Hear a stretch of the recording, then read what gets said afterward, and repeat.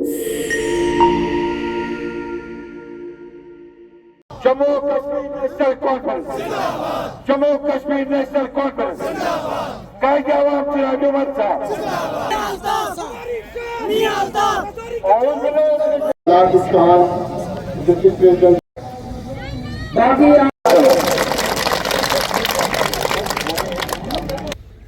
आप एक ही सवाल का जवाब दे दीजिए,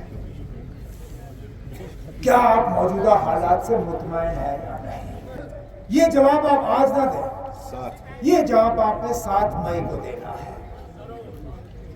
अगर वाकई आप आज मौजूदा हालात से मुतमईन हैं तो मुझे कोई गिला नहीं है, आपने जहां वोट देना होते तो फिर मैं तस्लीम करूंगा कि मैं गलत था, कि वाकई आपकी जिंदगी में बेहतरी आई है। लेकिन अगर आप मौजूदा हालात से मुतमईन नहीं हो, अगर आप दिल्ली को यह पैगाम भेजना चाहते हो कि आप मुतमईन नहीं हो, अगर आप दुनिया को यह पैगाम भेजना चाहते हो कि आप मुतमईन नहीं, तो फिर ना दाएं देखना है, ना बाएं देखना है, ना ऊपर देखना है, ना नीचे देखना है। बिस्मिल्लाह करके आपने मशीन पे एक बटन देख के, हल्के बटन को दबा के आपने ये पैगाम भेजना है कि हम मौजूदा हालात से मुतमईन नहीं हैं और हम इन हालात को तस्लीम नहीं करेंगे। बस। अनंतनाग, राजौरी, पुंछ से नेशनल कॉन्फ्रेंस की तरफ से नामजद उम्मीदवार हमारे सीनियर साथी, आप सबके हरदिल अजीज जनाब मियां अल्ताफ साहब, सूबाई सदर, तरक्की की बात, रोजगार, इन सब चीजों को सबसे पहले लाया जाता है। लेकिन इस इलेक्शन का माहौल अलग है। 5 अगस्त जम्मू कश्मीर रियासत के साथ क्या हुआ वो आज भी हमारे जहन में ताज़ा याद है। उस वक्त जम्मू कश्मीर के आईन को हमसे छीना गया, जम्मू कश्मीर के झंडे को हमसे छीना गया, जम्मू कश्मीर रियासत के 2 हिस्से हुए, जम्मू कश्मीर को तहस नहस किया, हमारी इज्जत, हमारी वकार, हमारा पहचान, सारा कुछ हमसे लिया गया।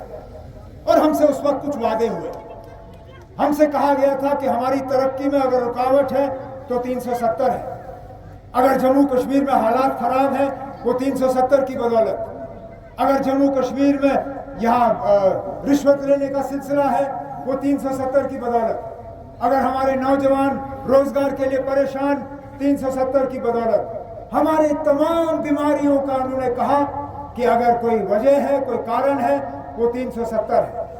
370 घटते ही इन्होंने कहा कि हमारे तमाम मुश्किलात, हमारी तमाम परेशानियां सब दूर हो जाएंगी। 1947 से लेकर आज तक अगर किसी जमात ने यहाँ पे लोगों के हकूक़ का तहफ़्फ़ुज़ किया तो वो नेशनल कॉन्फ्रेंस ने किया। यहाँ के लोगों की मशहूर है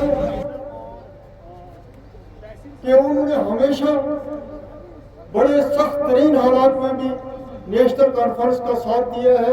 नेशनल कॉन्फ्रेंस हमारे इस रियासत की शिनाख्त है।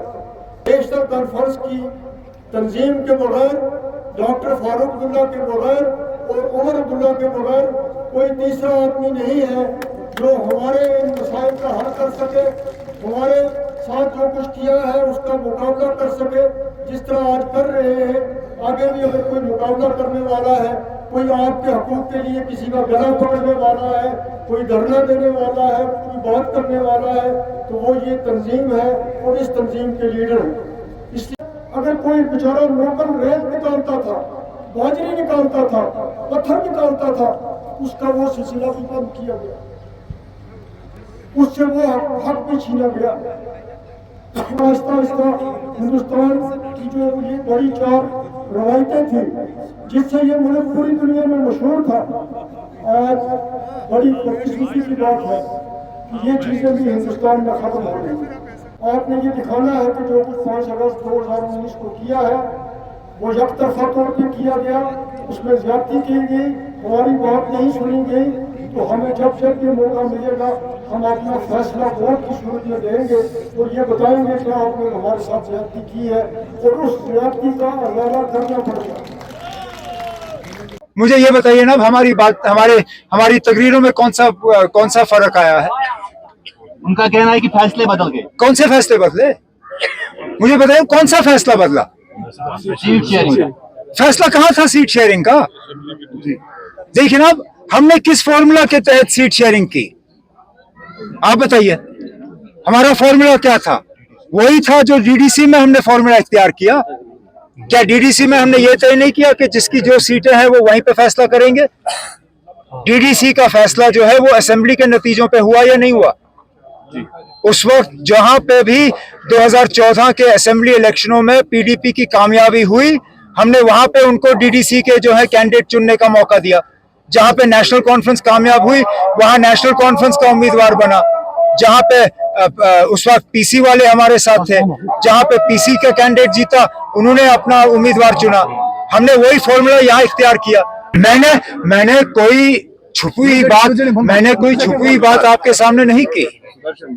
ये सुप्रीम कोर्ट के फैसले के बाद ये सारी जानकारी आपके सामने है। अब अगर मीडिया वाले सवाल ना करें हुकूमत से तो फिर हमारी जिम्मेदारी बनती है ना सवाल करने की। हम तो सीधा सिर्फ सवाल यही कर रहे हैं कि जो प्रोजेक्ट यहाँ बनाने वाले कंपनियां हैं, रतलाए हो, जुजीला टनल हो, उन्होंने किस बुनियाद पे जो इलेक्ट्रल बॉन्ड्स लेने का काम किया, बस।